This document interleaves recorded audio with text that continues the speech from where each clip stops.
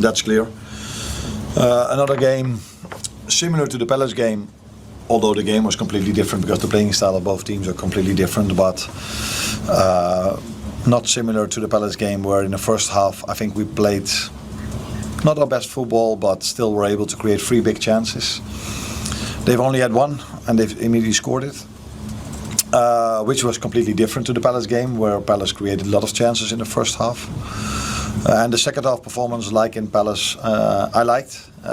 We've created more than enough chances to score more than 1 goal last week and today. And when we did, I think there was a period of the game where I felt now we're going to win it. We came a lot of times very close with chances, but also with moments where we had a 4 versus 3 in our favor, not outplaying it well enough in the last pass, but and in the last 10 minutes it was an end-to-end game. Both teams could have won it, and we didn't, and Chelsea did. Any complaints on the penalties? You and your the penalty appeals. I think there was the Szoboszlai one. There was one in the first half and in the second half. Your bench and you were protesting to the referee. I think you mean in the second. The Reece James. The second half when Alex tried to go for the ball and he felt an arm in his head. Yeah, unfortunately we don't play Champions League, because this week in the Champions League there was a penalty. But we play Premier League and there are different standards, so we can't complain about that. It's I haven't seen it back, by the way, but if the ref and the VR says it's allowed, then it's allowed. So, you always feel a bit frustrated, maybe that's the right word, if you've conceded a penalty like this during the week. But that's not fair, because that's 2 different competitions. Hi Arne, is it fair to say you're still searching for balance? It seems to be like, you were creating chances, but there was maybe gaps in midfield and Chelsea could play through you at times. Is there still maybe gaps that are emerging because the players don't have connections, or new ones? Yeah, but I think if you play the style we play, so a high press, and the style Chelsea plays, a high press, it would be a complete surprise if both teams, with the quality that both teams have, that they never play through your press. So that would be unrealistic. So you go here to Stamford Bridge with them having 8 injuries. So you're like, this can be positive. Then probably they don't have the options from the bench, but they did still have a few good options from the bench to impact the game. So it would be unrealistic to expect that if you play Chelsea that want to play out from the back, that they never play through your press, as we played through their press as well. Do you think that Alexander Isak and Mo Salah are building a connection? The front 3 maybe didn't always connect at times, especially in the first half? The more they play together, the more they will connect. But the first half, what we had to do better, and I think that's what you saw in the second half. Already a little bit from the start, but especially after I had to take Konate off because he felt his quad.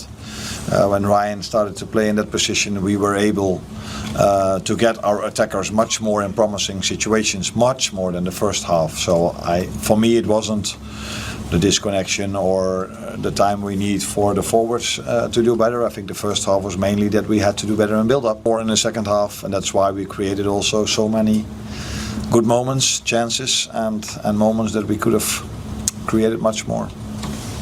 Arne, obviously when you lose, there'll be much more focus on all the changes in the summer, the new attackers. But I mean, how close do you have this team to what you wanted, to your ideal image of it? I think you're never close to your ideal. You have to work really hard to reach a certain level, and then it's very hard in football because you also play against very good teams to keep that level in going, and what I mean with that is consistency. So, but it's clear that we had our changes in the summer. Players came in different moments. Last week there's hardly been any training time, and still we need to try to bring these players in. And if the result would have been better today with a draw or a win, which was both possible, I don't say we deserved it. A draw we definitely deserved, but then we would have had a great start to the season if you take into account everything that what happened in the summer in Liverpool. Can you tell us what happened to Konate, and is it a big injury?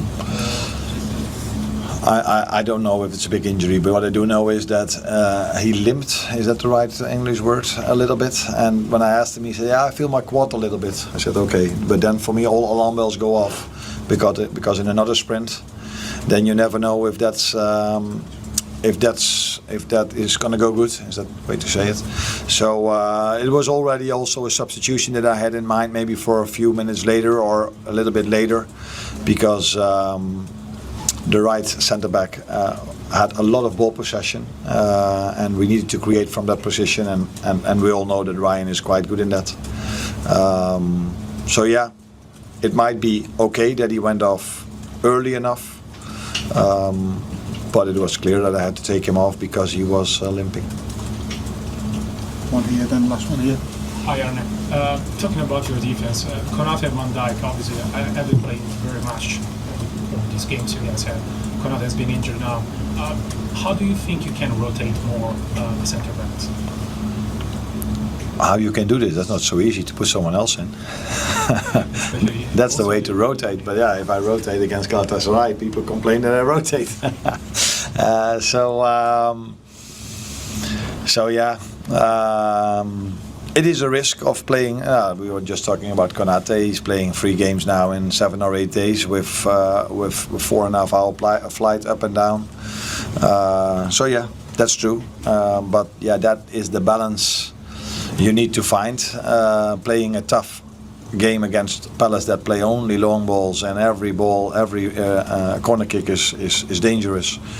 So you need long and strong defenders, and I think if you play Chelsea away, you also need 2 centre backs. But when we were 0-0 down, I took the risk, if you want to call it like this, to play with a midfielder as a centre back. Hi Arne. I know you mentioned in midweek about resting Mo Salah and the minutes he's had, but today he seemed to snatch at a couple of chances. Do you think the team are kind of missing that clinical cutting edge from him in this sort of moment? Yeah, now that's then interesting. So, did he create today so much because he didn't play during the week, or did he miss the chances because he missed a bit of sharpness that he could have had if he would have played against Galatasaray? We will never know. What I like is that we brought him many times in the position he would like to be in, and I would like him to be in, because he's shown in his career and since I'm here that in those positions he can score goals. And I think today he had many opportunities